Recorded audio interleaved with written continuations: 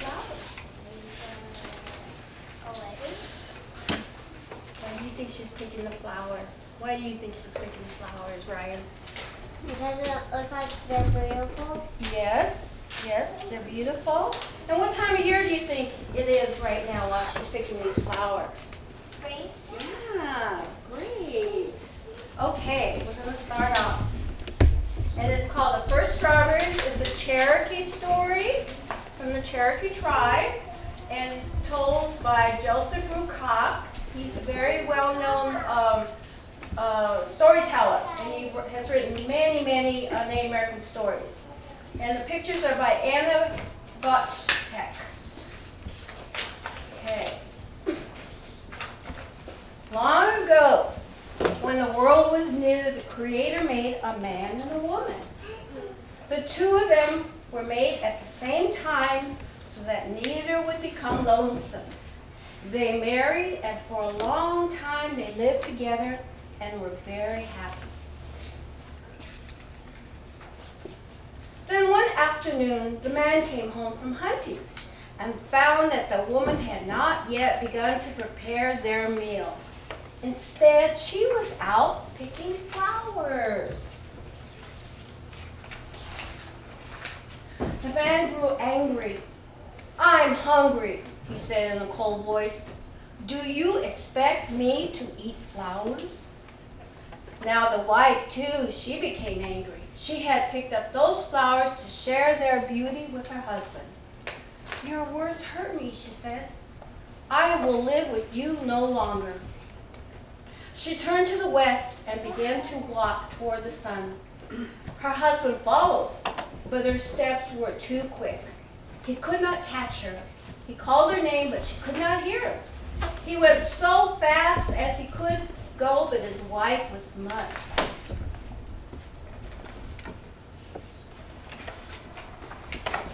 The sun watched as the husband followed her.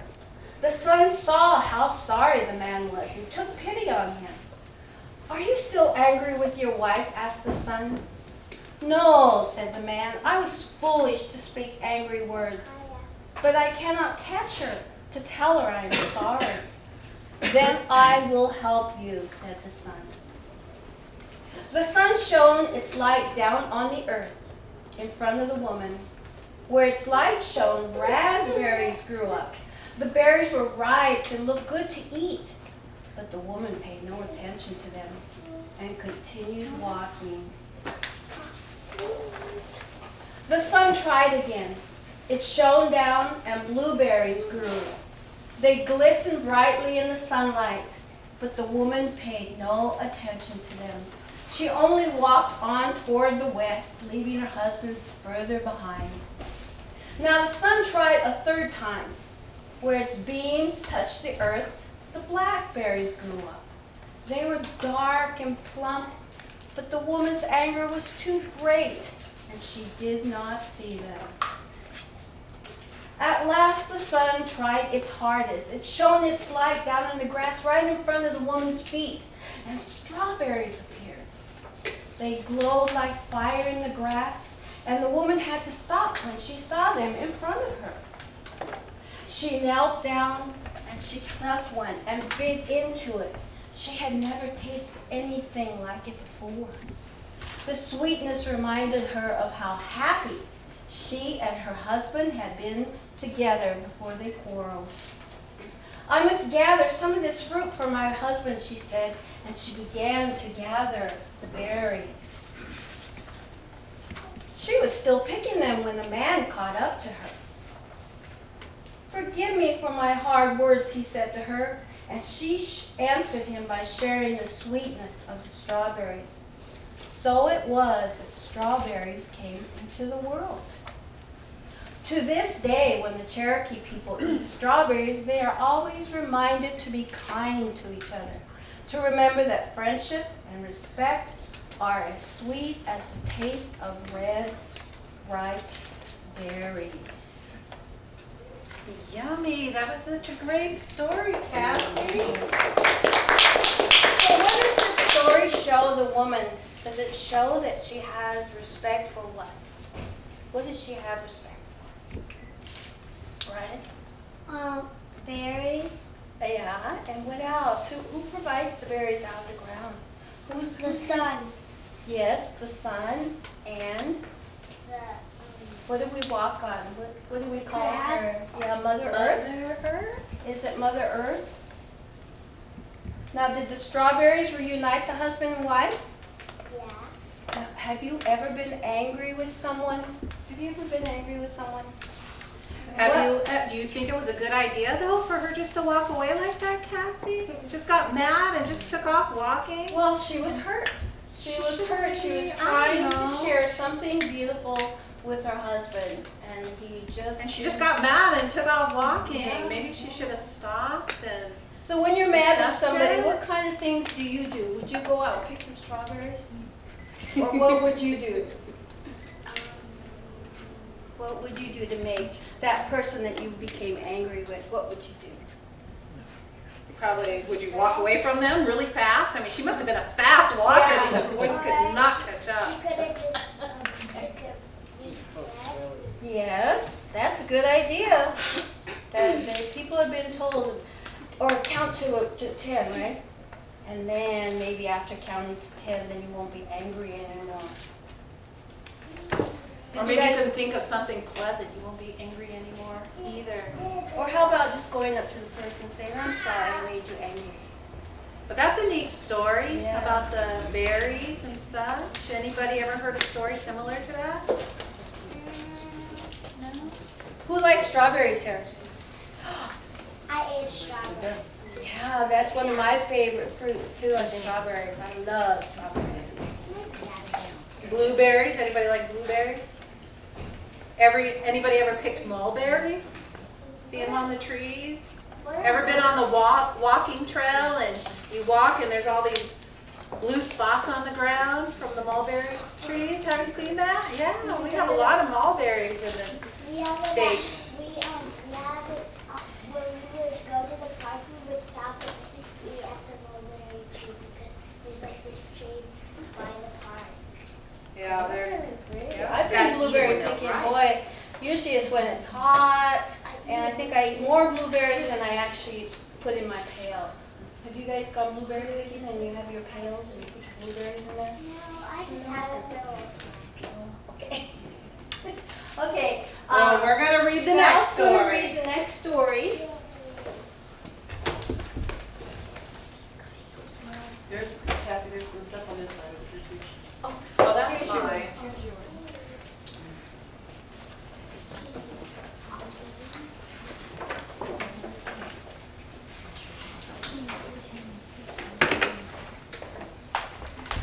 This is a Ute tale. It's a story by a tribe called the read Ute this. Indians. Anybody read this? Yeah? You like this? Yeah. I've heard many different versions of this story too, and it kind of ends in different ways. And maybe at the end of the program we can read the other stories because I actually have puppets for the other stories, so it's an interesting ending. You have a But nap? they're very similar stories between the Ute and I think it's a Lakota story. Coyote darted in and out, back and forth among the rocks. I go where I want, I do what I want, and I take what I want, he bragged. I should be crowned king of the desert. Just then, Hummingbird zoomed by. Whirl, whirl, whirl. Coyote's ears twitched. There's that bird again, he muttered. You're going the wrong way, Hummingbird said. You should take the high road, it's safer. Leave me alone, said Coyote. I go where I want. I do what I want, and I take what I want. There's danger ahead, warned Hummingbird. Danger, said Coyote. I'm not afraid of anything. You can't tell me what to do. Coyote turned and ran. Hummingbird called after him. Up ahead, there are some beautiful blankets. Whatever you do, do not touch them. Why not? Cried Coyote. Because they don't belong to you, answered Hummingbird. Hummingbird doesn't know what she's talking about, thought Coyote. How can there be blankets out there in the middle of nowhere? After while, Coyote squeezed. Oops, I skipped a page. Okay. After a while, Coyote squeezed through a narrow gap. He gasped when he saw what was on the other side. Blankets! That silly old bird was right, he thought. Those blankets are beautiful. But why are they draped over those rocks in the middle of nowhere? Coyote ran over and sniffed one of the blankets. I was look fine dressed up in this. I could wear it as a new coat. Now, what is it Hummingbird said, that I'm not supposed to touch these blankets? What does she know? Coyote put on his fine new coat and dashed away. He felt great as he traveled along. I wish someone were around to see me, he thought. Rumble, rumble, rumble. Oh, maybe that's someone now. The ground started to shake. Rumble, rumble, rumble. Whatever it is, it's sure to be big and noisy, said Coyote. Rumble, rumble, rumble. Coyote glanced back. That's not someone. That's a rock, and it's coming after me. Coyote ran faster. Rumble, rumble, rumble. The rock picked up and sped its speed. That rock looks like the one that was wearing my blanket, said Coyote, but now the blanket belongs to me. Coyote ran on and on through the canyon. Finally, the rock disappeared. No rock in sight, thought Coyote. I can outrun a rock any day. Rumble, rumble, rumble. The rock was back. It was coming around the cliff. Oh no, cried Coyote, and he dashed off. Each time Coyote stopped and glanced back, the rock was getting closer.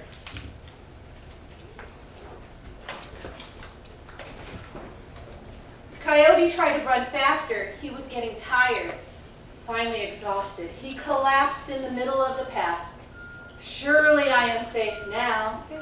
But rumble, rumble, rumble. The rock was still there. Coyote jumped up and ran off. Mule Deer was grazing nearby.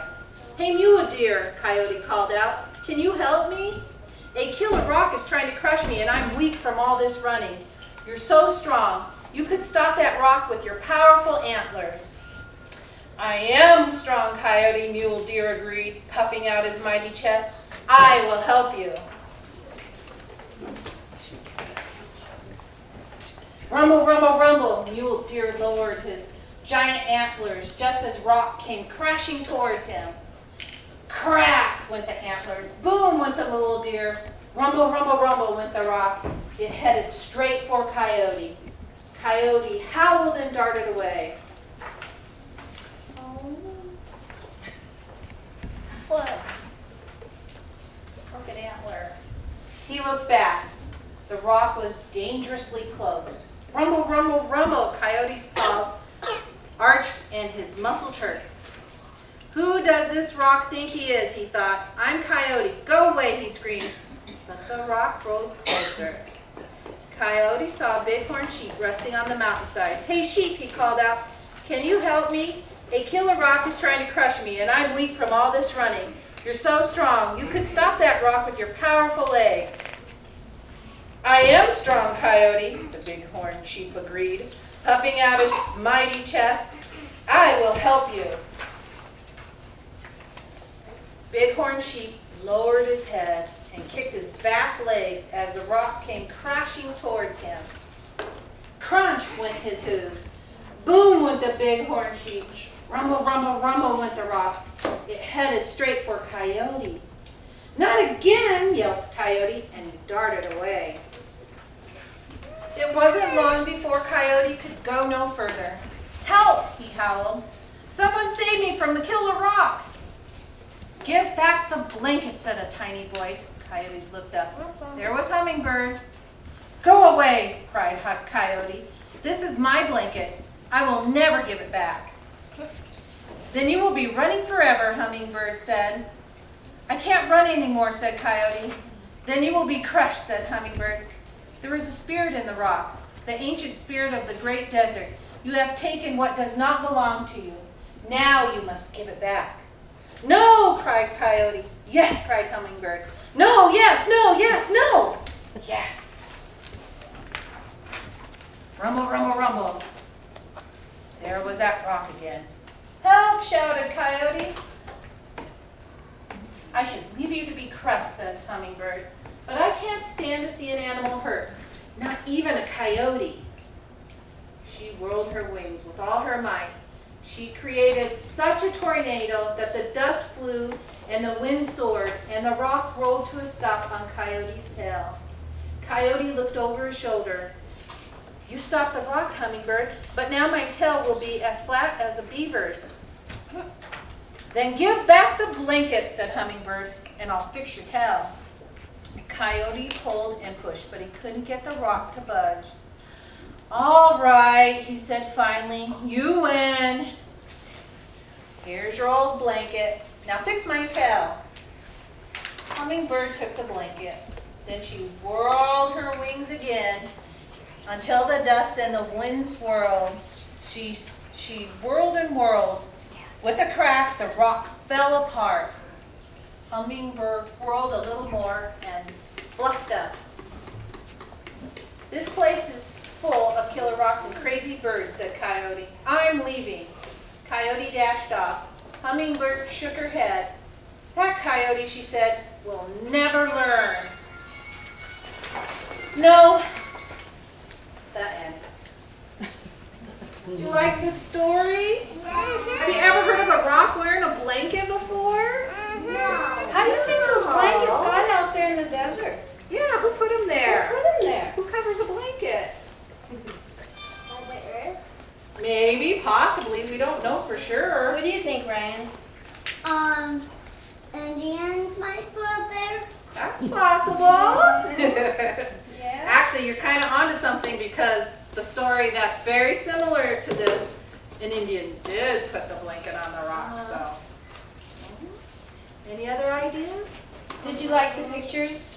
Yeah. Did you think that was a pretty cool looking fox? Who did he remind you of? Cindy. Cindy. I'll kick you out. Wile Coyote or Yeah, something? Wile E. Coyote. Yeah. That's who he reminded me of. Have you ever had like a nightmare where you're always constantly running from something and no matter how much you run, it's still chasing you? Or is that just me? I don't know. And you're always trying to fly faster, kind of like that dream. That's a really interesting story. I liked it. You guys like it? Have a chance to read it? Yeah. Yeah. It's like a giant bowling ball. It just kind of kept rolling and rolling and rolling towards them. Yeah. Huh?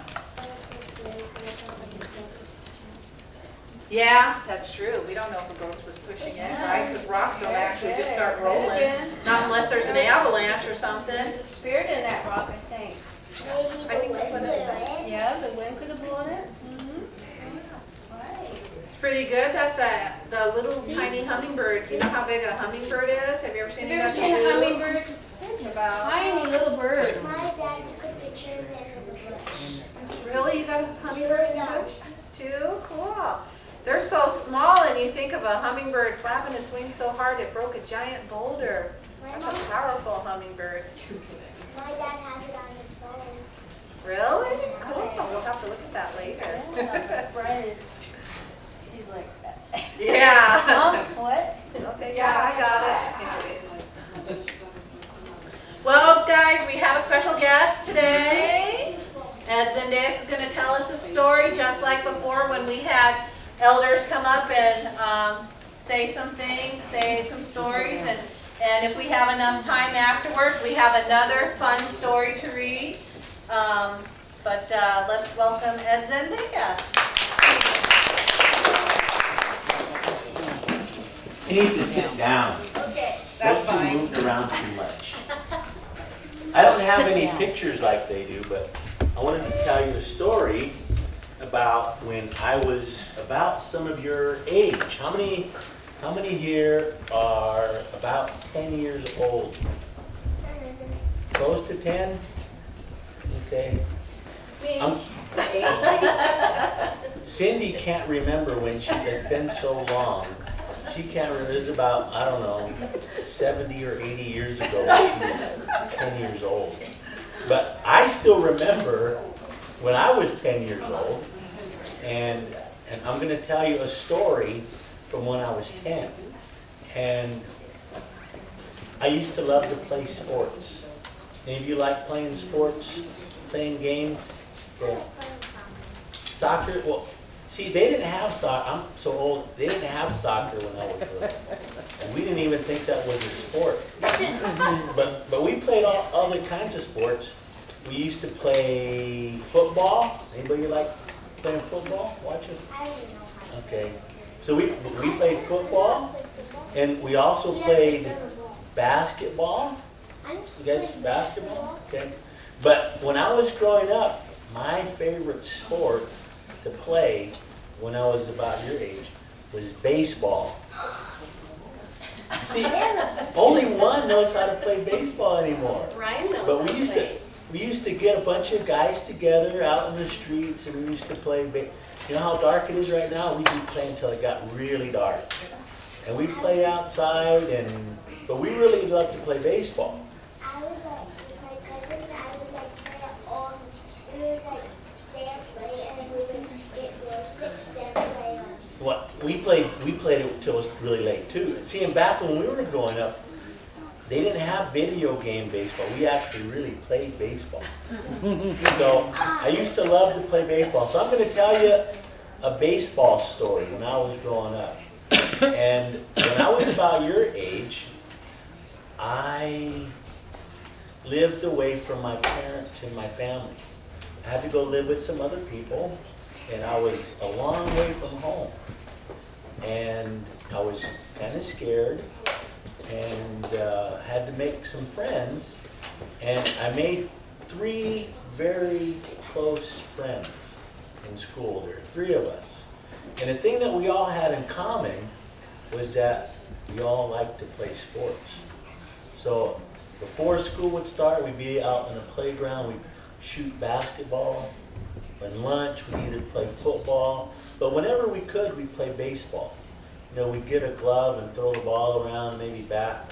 But we loved playing sports together. And there was 3 of us. I had a friend named Paul, a friend named David, and another friend named Scott. So all 3 of us used to hang out together and play just all kinds of sports. And we weren't the most popular kids, and we weren't the best athletes. But we loved playing, and we enjoyed each other's company. We played all the time. So when I was in 5th grade, we went to the school. And what used to make the time go by fast for me was to play sports during the year. Now, I went to school, I did my schoolwork, but the thing that made everything go by fast for me was playing sports. Whenever I played like football or basketball, it seemed to take all my troubles away, because when I was out on the field or I was on the court, that's all I thought about was playing sports. And so it helped me through a lot of tough times, because I didn't have to worry about anything other than playing. And I had my good friends there, and that's how we got by. And I remember one day I was in 5th grade, and my 5th grade teacher announced that they were going to have a baseball league. And for 5th grade, I was pretty excited about that. It was going to be a 5th and 6th grade league. But they also announced that it was going to be 5th and 6th graders, but it was going to be both boys and girls that played.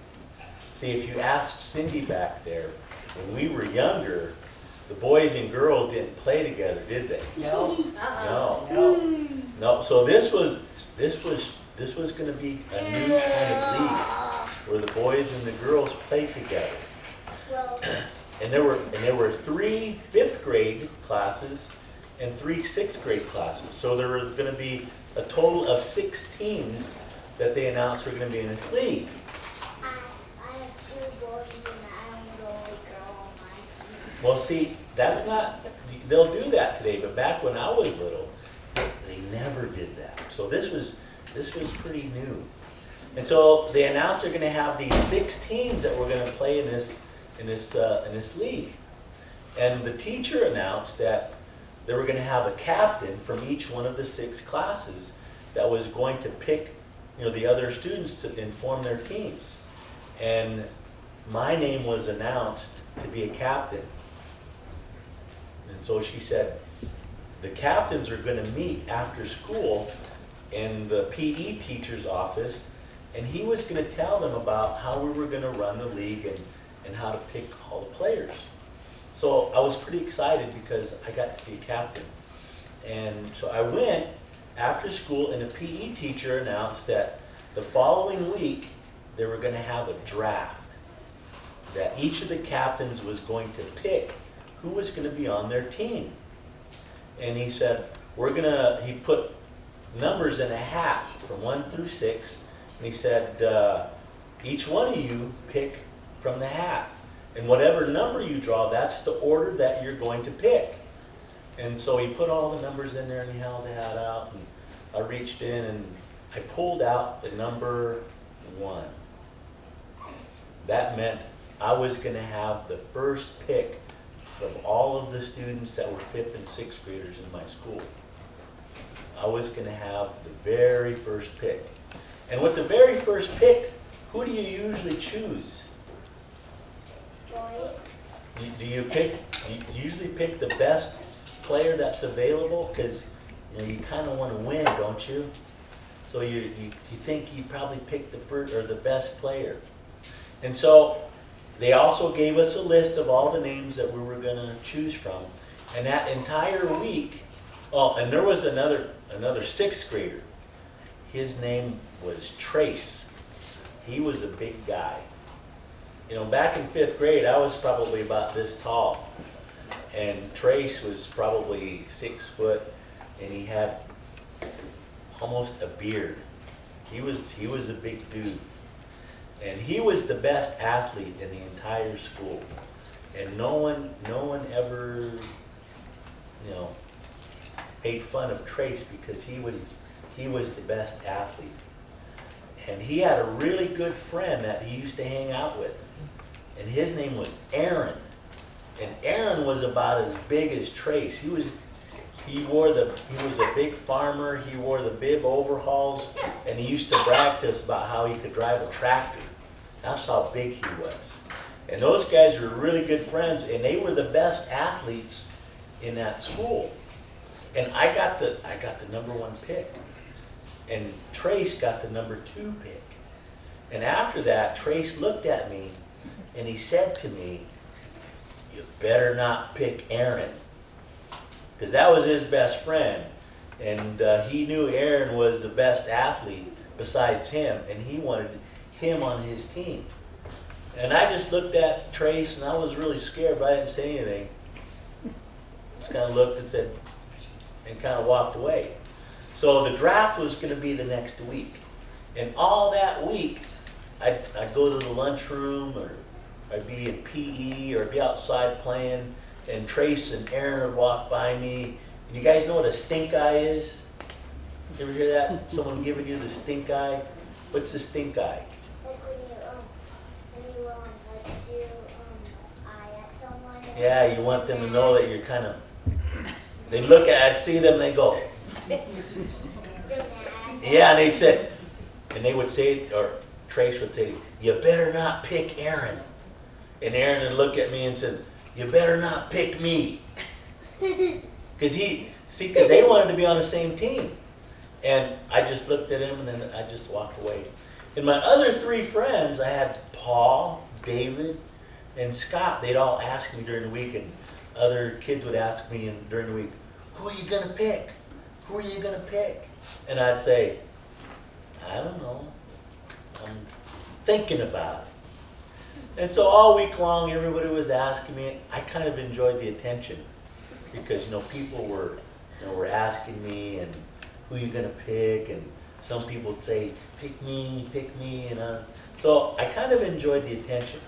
But the day came that we were to pick, to make our choice. See, and no one ever thought much of my friends because my friends weren't the best athletes.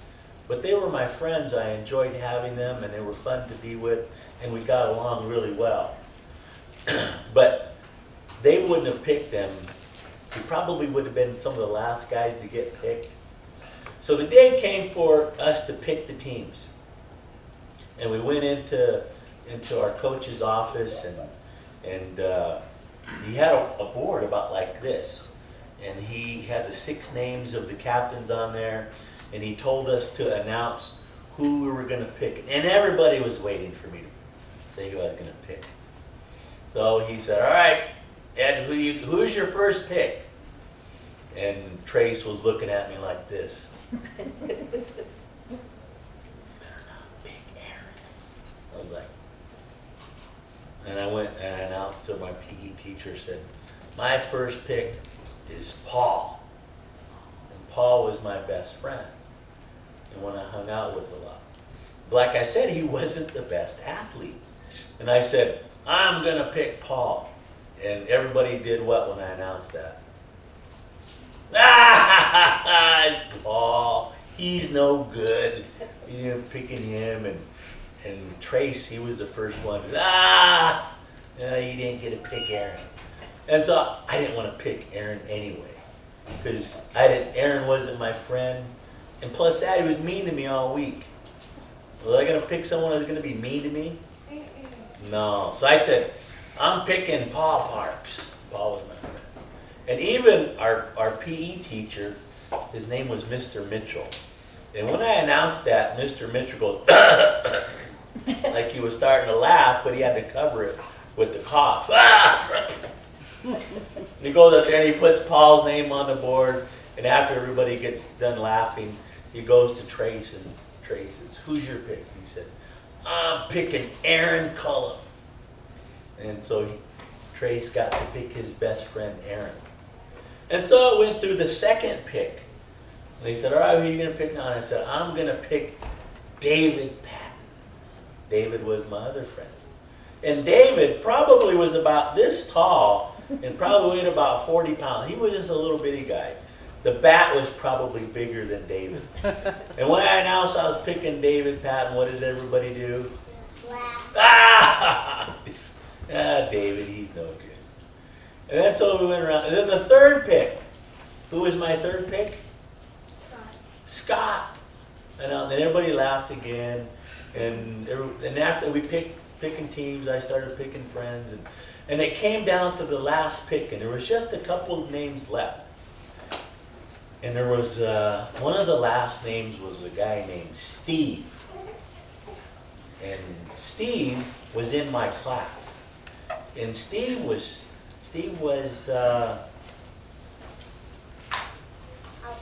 special. And he wasn't the smartest kid in the class. And everybody used to make fun of him because he was really small and he didn't do the best in school. But Steve always had a smile on his face. And he was always nice to me. And so there were some other kids, and I saw Steve's name hadn't been picked yet. And I was one of the last ones to pick, and I said, I'm going to pick Steve. And so Steve was on my team, and we had some other players. And afterwards, we went back to class, and everybody was really excited about who was on the team, and they wanted to know who the first pick was. So I went back to my class, and all of my friends were in my class. And so I got back to class, and my teacher said, you going to announce who you picked? I said, and he said, who'd you pick with the first pick? And I said, Paul. What'd everybody do? Laugh. Yeah, start laughing. And even Paul said, what'd you pick me for? And I said, because you're my friend. And then he said, did you pick Aaron? And I said, no. He said, who picked Aaron? He said, Trace picked Aaron. It's like, you could have picked Trey or Aaron and then me. We could have been good. And I said, who else did you pick? And I said, picked David, and I picked Scott, And I named off the other kids, and I said, I also picked Steve. And when I picked Steve, everybody's, then that's when Paul was like, oh man, we're gonna be horrible. And I said, well, at least we'll have fun because all of us will be together. He's like, oh, we could have been good. You should have picked Aaron. I'm thinking, but if I'd have picked Aaron, I wouldn't have picked you. And he's like, okay. And so we were all excited about being on a team together, and we decided we're going to have practices, and there were some other kids in my class that were on our team, and we had our first practice, and we were really bad. But we thought, well, maybe there's a chance if we practice more, we'll get good. Well, our first game came, and our first game was against another 5th grade team, and their captain, he was probably the best 5th grade athlete. And we played them, and we did okay. And first game, we got a couple of runs, and Steve was one of the last ones to bat. And we got up and to bat, and this is our first game, and Bart, his name was Bart, he was the other captain of the team, and he was a really good player. He was the pitcher. And so he pitched, and we scored a couple of, but then it was time for Steve to bat. Steve came up to bat first time, and Bart pitched the ball, and Steve just, like he closed his eyes, strike one. And the second pitch came, and Bart pitched it, and Steve just, strike two. And how many strikes do you get? 3. So he only had one more. So Bart takes it and he pitches it, and Steve goes like this, and he barely hits the ball, and it kind of dribbles back to Bart as the pitcher. And Bart picks up the ball, and he throws it to first base. And the umpire says, out! Now what do you do when the umpire says you're out? You sit out. Yeah, you go and sit back down. Steve didn't do that. He said, once the umpire said, you're out, Steve ran to first base, and then he ran to second base, and then he ran to third base. And then, as he's running home, he's running like this really hard, and he jumps on first at home base, and he thought he hit a home run. And me and my friend Paul and David were kind of, what's Steve doing? And the umpire's kind of looking at him running the bases, and everybody's looking at Steve kind of, what's he doing? And he jumped on home base, and you should have seen his face after he hit home base. He's like, I hit a home. He didn't say it, but he's like, I hit a home run. He running back to the sideline, big old smiling, and everybody's like, you're out. And like, he didn't care. And so the next time Steve came up to bat, he struck out. He closed his eyes, but we ended up losing the game, but we scored a couple runs, and Paul was kind of mad. Man, we could have been good if you only picked Aaron. But we lost our first game. Then the second game, we had to play 6. Trace and Aaron's team. And we get up to play, and then we get up and we score. I'm the pitcher, and I pitched the ball to Trace. He's big. What did he do with one of the first pitches? Hit the ball way over the fence. He's running the bases, and he scored a home run. And then Aaron came up to bat, and I pitched the ball to Aaron. What does Aaron do to the pitch? He throws it over the fence. Hits it way over the fence. And we're like, man, we're going to get beat really bad. So our team came up to bat, and then we got out, and then Steve came up to bat. And Steve, by now everybody kind of heard what happened. And first couple of pitches, because Trace was the pitcher, and Steve goes like this, and he misses, and I remember Trace gets the ball and he walks up there and he kind of pitches it to Steve. And he did it on purpose. He kind of wanted to make fun of Steve. He wanted him to hit it, and he wanted to get him out, but he just wanted to see Steve run the bases and make fun of him. So he pitched it, and then Steve hit it and dribbled it back to Trace, and Trace threw it to first base. The umpire said, "You're out." What did Steve do? Run to the base. He ran first, he ran the second, he ran the third. And while he's doing this, what is Trace and his other team doing to Steve? Laughing. They're laughing at him. And picking on him? Yeah, they're making fun of him. But Steve didn't care. Steve thought he hit a home run. Because he did the same thing. He jumped on home base. But the rest of our team, Paul, who used to make fun of him, he's just goofy. So Paul saw what they were doing to him. And Paul didn't like it. And the rest of our team didn't like it. So the next time when they came up to bat, they were beating us pretty good. When it came to Trace and Aaron's turn to bat, what did I do? I wasn't going to let them hit another home run. You walked him. I would throw the ball over here. I walked them because I didn't want them to get the glory of hitting another home run, especially after what they did to Steve. Now, they ended up beating us, but it wasn't that bad because every time Aaron and Trace got up to bat, I'd walk them. And they'd just get on first base. And after a while, they're saying, "You need to pitch to me, you big coward. Let me hit the ball." And I'm like, why would I let him hit the ball? He just hit outside the park. So they'd get mad at me, and they were mad at me anyway, so I didn't care.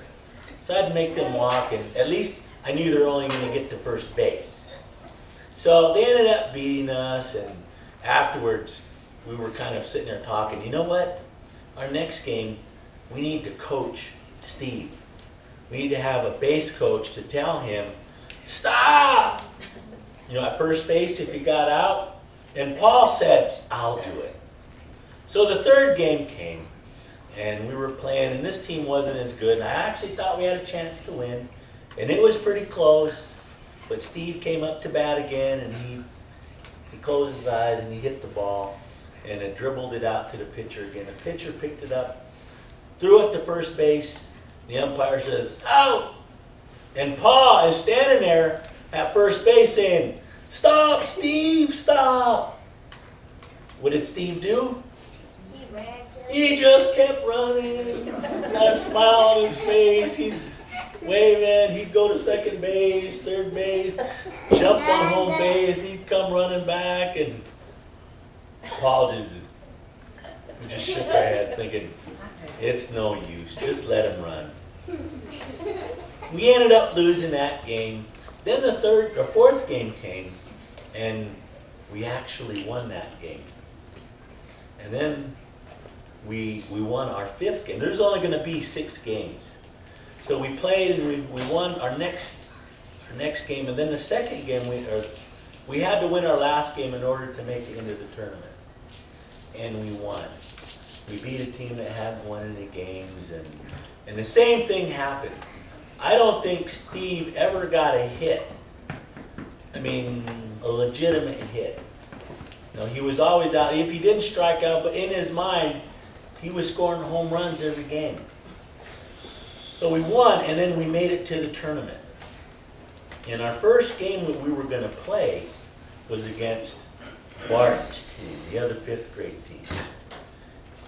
And I remember that Bart did the same thing to Steve. He pitched it to him, and Steve dribbled it and then got him out. So that kind of made us mad. And we decided then that we were going to do our best to win. And we weren't expected to win because it was Bart and Trace's team were the best teams. But after Bart did that to Steve, we were kind of mad. And everybody, we said, we're going to try our best to win beat this team.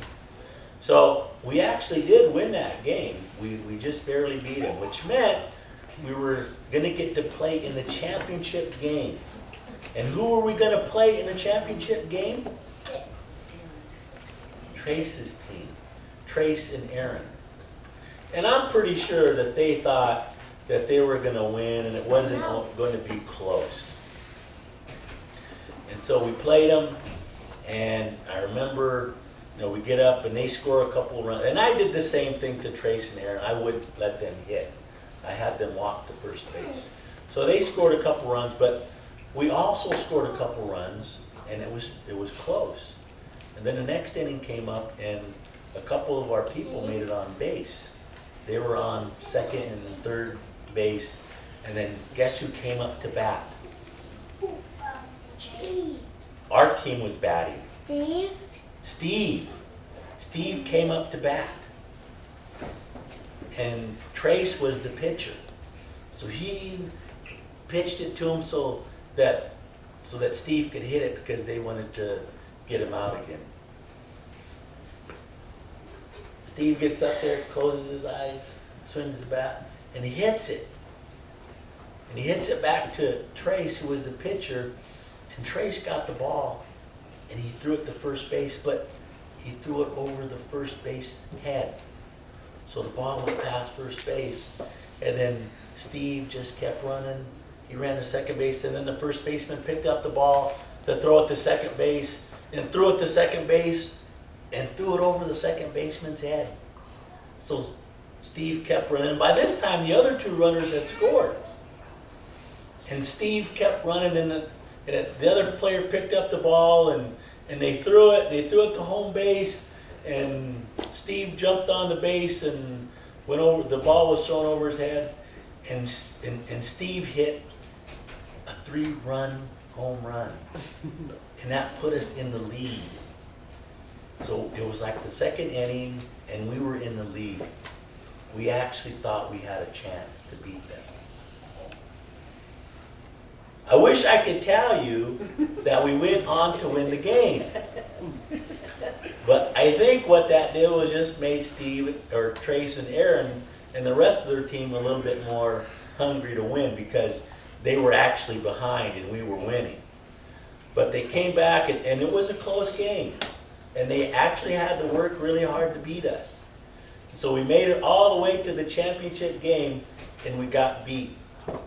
But afterwards, what Trace and Aaron did kind of surprised me because they came up to us and shook our hands and said, that was a good game. And Steve was all happy he'd scored, and they actually shook his hand. And we came in second. We didn't win. But when we first started off, we were really bad. And Paul was thinking, oh, you guys we're horrible. But afterwards, we became really good friends because of what we went through. And we trusted one another. And he went up and we had a special appreciation for Steve. Now, I don't know whatever happened to Steve. But I'd like to think that he has a good memory about playing baseball and hitting a home run. And I was happy that I was able to play baseball, and it helped me. I learned a lot of lessons from that, and it was fun. But the thing that I learned that was most important to me was that your friends are more important than winning. And it's about having good experiences and trying to do what's right and not to make fun of anybody and to bring them in and to be helpful to them. And if you do that, you'll have a special experience. So I hope that when you go to school and you see somebody who maybe sometimes someone would make fun of, that maybe you think a little bit about Steve and a little bit about having friends and having fun rather than worrying about you know, who's the most popular and maybe who's gonna win or who's the best athlete, because it's more about how you treat people and who your friends are. Or how you want to be treated. Exactly, how would you want to be treated? So that's my story, and that's when I was 10 years old.